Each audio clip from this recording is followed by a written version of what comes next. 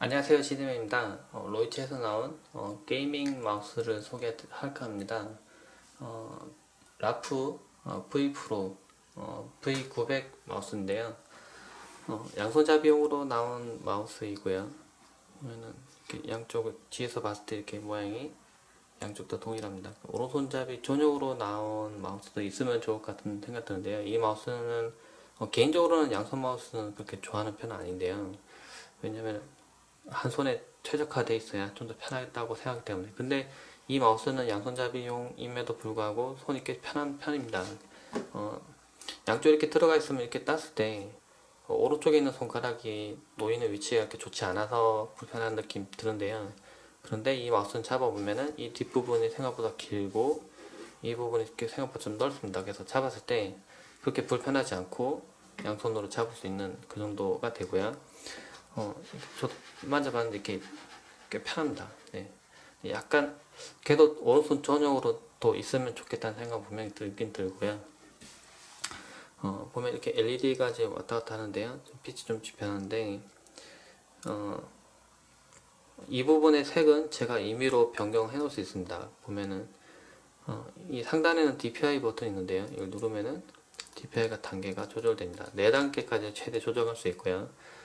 이건 설정 프로그램을 통해서 DPI를 변경해 놓을 수 있습니다. 이쪽에도 버튼 2개가 있고요. 앞뒤로 기본으로 되어 있고, 이 버튼에도 역할을 다른 버튼을 줘서 제가 다른 역할을 수행하게끔 할 수 있고요. 지금 보니까 지금 캠코더 찍을 때 약간 파란빛이 보이네요. 지금 제가 눈으로 볼 때 이제 보라색인데, 어쨌든 이제 좀 이따 색 변하는 것도 보여드리겠습니다. 아래쪽을 보면 이렇게 다리가 있고요. 다리는 4개가 들어있습니다. 앞에는 좀 작고, 뒤쪽에는 좀 크고, 앞뒤로 길게 되어 있는 그런 형태로 되어 있고요.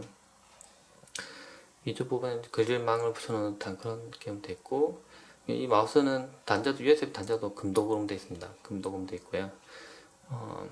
네, 보면 레이저 센서고 빛 안 들어오죠.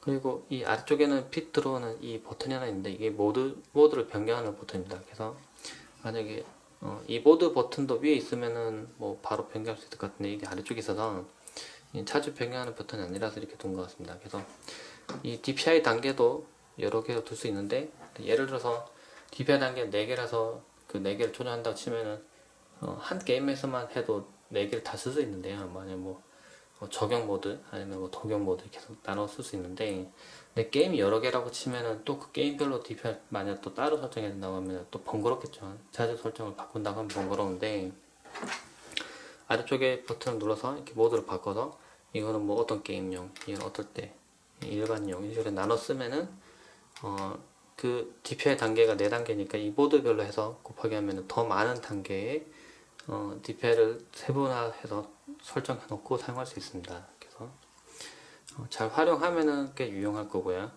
그리고 이 측면 부분을 보면 이게 손이 좀 편안했던 이유 중에 하나일 텐데요. 이 부분 좀 잘 안 미끌리는 그런 재질로 되어 있습니다. 네. 땀도 잘 안 묻는 약간 그런 재질로 되어 있는 것 같은데요. 이 부분 약간 고무 느낌도 나고 잘 미끌리지 않는 조항이 좀 큰 재질로 되어 있습니다. 약간 이렇게 오돌도돌 이렇게 엠보싱도 있고요. 그래서 이렇게 잡았을 때 좀 더 편안한 느낌이 분명히 듭니다. 그리고 이 위에 마우스 버튼 부분은 지금 보면 광이 없죠. 네, 무광으로 되어 있고요. 이 부분이 조금 살짝 아주 미세하지만 살짝 거칠게 되어 있습니다. 그래서 손을 잡았을 때 여기 만졌을 때 땀이 많은 사람들도 여기 미끌리거나 해서 불편한 느낌이 안 들도록 그런 식으로 디자인도 되어 있고 좀 실용적으로 되어 있습니다. LED에는 이렇게 빛이 들어오도록 되어 있고요. 제가 설정 프로그램을 보도록 하겠습니다. 라프 마우스 설정 프로그램인데요. 버튼 부분에서는 각 버튼의 역할을 줄 수 있습니다. 매크로도 줄 수 있고요. 뭐 보면 여러가지 액션이 있는데 이런 액션들을 임의로 조정할 수 있습니다. 그러니까 게이밍 마우스들은 버튼이 많고요.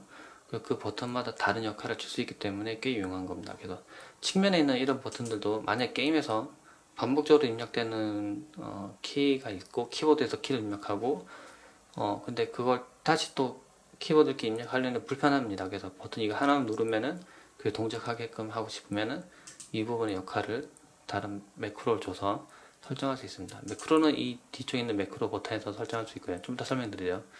그 다음에 컨트롤, 이쪽 부분에 프로필을 설정할 수 있는 부분이 있는데요. 네, 프로필을 각각 프로필마다 이걸 설정할 수 있고, 컨트롤로 들어가 보면은 제가 아까 4단계로 DPI를 조정할 수 있다고 했는데, 이 보면 위쪽에 지금 DPI 단계가 있습니다.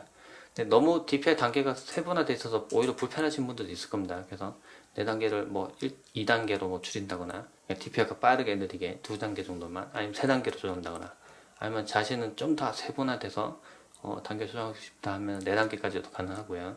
이렇게 단계 조정할 수 있습니다. 각 단계마다 DPI를 조정할 수 있고요. 그러니까 일반 사용자들이 잘 모르는 게 마우스에서 뭐 6500, 6400 DPI까지 뭐 된다. 뭐 그래서 그럼 무조건 DPI를 높게 설정하고 쓰는 게 좋은 건가? 그건 아닙니다. 그게 어떻게 보면은 DPI가 이제 민감도라고 보시는데요. 조금 움직였을 때 그만큼 많이 반응하면 DPI가 높아지는데, 예를 들어서 뭐 마우스 화면도 작은데 DPI를 너무 높게 쓴다면은 조금만 움직여도 마우스 포인터가 끝으로 가버리기 때문에 불편합니다. 오히려 그때는 낮춰서 써야겠죠. 근데 마우스 모니터 해상도가 아주 큽니다. 모니터가 많이 크다면 DPI가 당연히 좀 더 높은 게 당연히 필요할 거고요.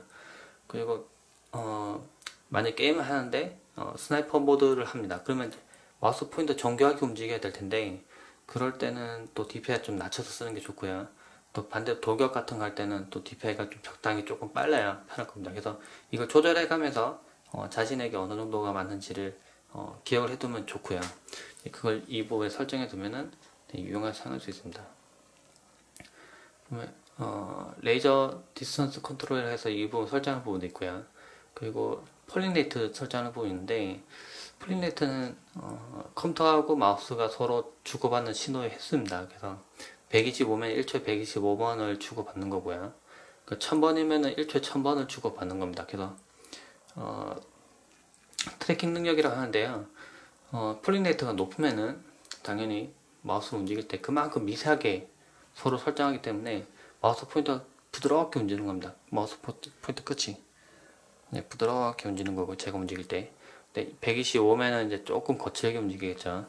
근데 무조건 높게 설정하는 게 더 좋으냐, 이것도 또 알아둬야 될 점이라면은 CPU가 만약 성능이 그렇게 좋지 않다고 하면은 오히려 폴링 레이트를 너무 높게 설정하면은 CPU 부하가 높아지기 때문에 게임에서 오히려 끊기는 현상이 생길 수 있습니다. 그래서 포인터가 갑자기 튄다거나 갑자기 점프를 한다거나 그런 현상이 생길 수 있고요. 그래서 사양을 봐서 설정해야겠죠. 근데 가능하면은 게임할 때는 높게 설정하는 게 좋기 때문에 폴링 레이트를 1000으로 놓고도 쓰기도 합니다. 그리고 또 한 가지 참고해야 될 점은, 만약 이 마우스가 무선이라면은 폴링 레이트를 1000으로 설정했으면은 아무래도 건전지 수명이 좀 빨리 떨어집니다. 충전지 쓰더라도 빨리 떨어져서 빨리 다시 재충전해야 되는 그런 상황이 될 수 있고요.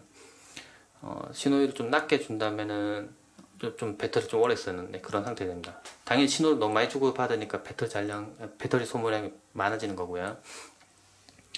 그리고 라이트가 있는데, 이 라이트 설정을 바꾸면 제가 인식으로 빨갛게 파랗게 이렇게 설정 바꿔놓으면은 그 부분이 적용이 됩니다. 그래서 항상 빛을 밝게 계속 켜있게 할 수도 있고요.